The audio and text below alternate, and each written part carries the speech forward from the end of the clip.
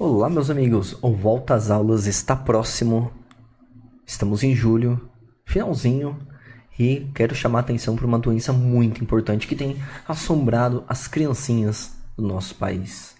O nome é coqueluche. Creio que você já deve ter ouvido falar por conta da vacinação, mas é uma doença assombrosa que espanta pelo grau e acesso de tosses que a mesma doença tem.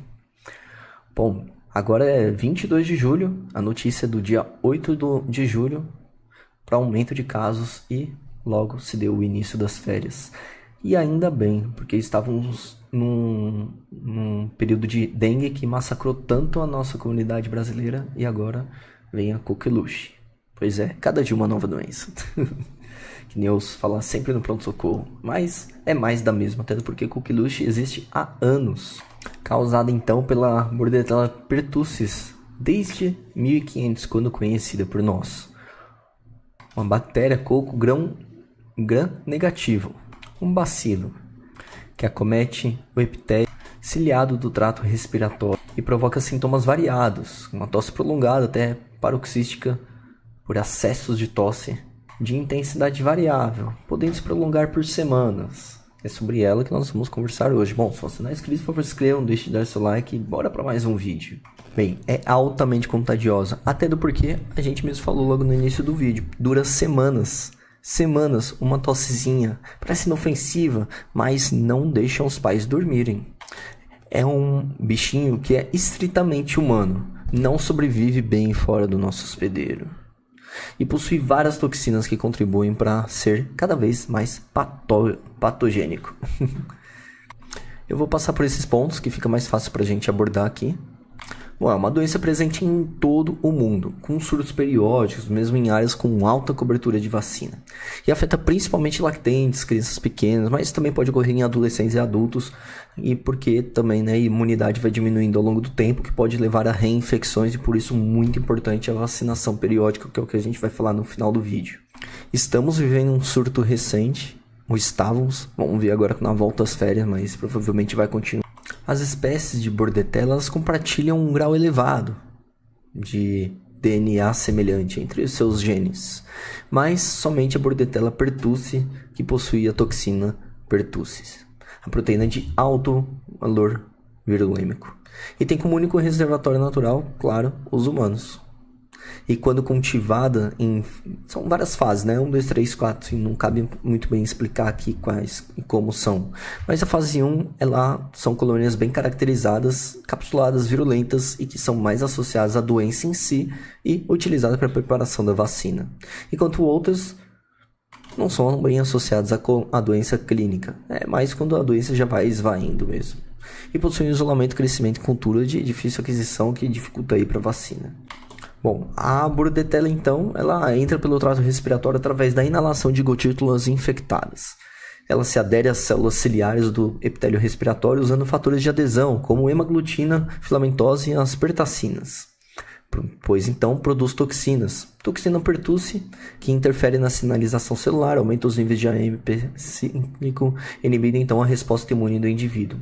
Adenilato ciclase, que converte ATP em AMP cíclico, desregulando a função imune assim. E a citocina traqueal, que vai danificar as células ciliares, causando destruição do epitélio respiratório. A destruição das células ciliares, então, vai impedir uma depuração mucociliar, resultando, então, em um acúmulo de muco e colonização bacteriana. Uma liberação de citocinas pró-inflamatórias por conta da resposta imune vai ocorrer, principalmente a interleucina 1,6 TNF-alfa, causando, então, uma inflamação local e um edema local. Ocorrem diversos sintomas clínicos, entre eles principalmente a tosse em acessos, ou seja, paroxística, com dificuldade respiratória e guincho para tossir. É assim que é o guincho. Então existe meio que mais ou menos uma história natural da doença em si, bem como todas as doenças que conversamos e conversaremos mais para frente. Passam por um período de incubação, entre 7 e 10 dias, mas pode variar de 4 a 21 dias, que é mais ou menos que a bordetelinha ali tá na criancinha fazendo a festinha ali, se multiplicando e não gerando sintomas. Logo então, tem uma fase catarral, que dura de 1 a 2 semanas com sintomas inespecíficos, como coriza, febre baixa, tosse leve. Depois chega uma fase paroxística, que a gente fala que dura de 2 a 8 semanas, com ataque de tosse intensa, seguido por um guincho inspiratório característico. Logo depois, vem a fase de convalescência, várias semanas a meses, com diminuição gradual da tosse. É uma tosse que perdura. Nossa, fizeram teste de tuberculose, doutor, e não viram nada, não era TB. Pois é, e se não era TB, poderia ser coqueluche. Há várias complicações da própria coqueluche. Pode evoluir para um quadro de pneumonia, convulsões, encefalopatia, parada respiratória em lactentes, mortalidade em bebês não vacinados. Por isso que a vacinação é muito importante. Eu não falei de febre quase aqui no vídeo, então presta atenção, porque praticamente não tem febre. Então realmente é tosse, dificuldade respiratória por conta da tosse. O diagnóstico então é clínico, basicamente. Tosse prolongada e paroxismos. Tosse esporádicas ali com guincho respiratório. Características são fundamentais para o diagnóstico. No entanto, em locais mais sofisticados e para fazer uma ciênciazinha ali, né, com o seu paciente, para sair bem na fita, pode lançar a mão de alguns testes laboratoriais, que é a cultura de nasofaringe, que é o padrão ouro, com baixa sensibilidade, que após as primeiras 2 semanas de sintomas que pode ser feito ele. Até lá já morreu, né, doutor? Olha essa frase, hein? E PCR, uma reação de cadeia da enzima polimerase mais sensível, pode ser usada durante toda a fase clínica ali da doença. Com exceção do período de incubação, é claro, né? Isso em clínico, já tem sintomas.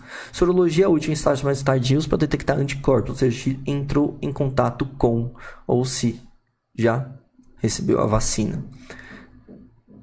Não detecta a doença ativa em si. Detalhe, né?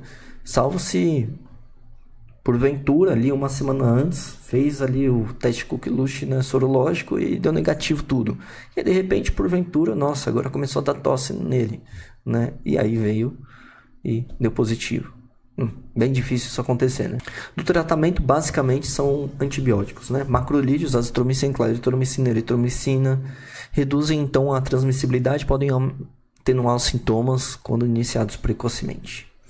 E tem outras alternativas para quem é alérgico a macrolídeos, que são os que eu falei.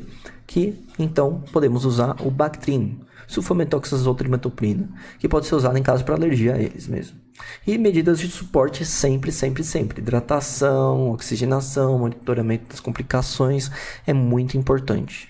Para casos mais graves, claro, levaremos a UTI e abordagem de pacientes com comorbidades principalmente, né? HIV coqueluche, diabetes coqueluche, né? Doença renal crônica e coqueluche, né? E, claro, individualizando caso a caso sempre, né? Da vacinação, sim, tem vacinação. A famosa vacina DTPA, difteria, tétano, pertussis celular, que é uma principal estratégia de prevenção administrada em várias doses na infância e reforços, claro, na adolescência e vida adulta.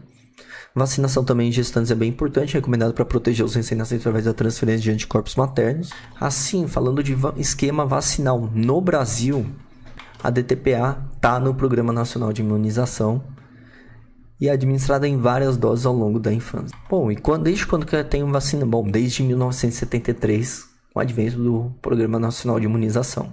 Sobre a vacinação, claro, primeira dose a partir de 2 meses de idade, segunda dose com 4 meses, terceira dose com 6 meses. E aí então tem um primeiro reforço da vacina aos 15 e 18 meses. E aí então o segundo reforço entre 4 e 6 anos. E aí então ela é recomendada então como dose de reforço para adolescentes e adultos. E adolescentes entre 11 e 12 anos têm que receber uma dose de reforço da DTPA.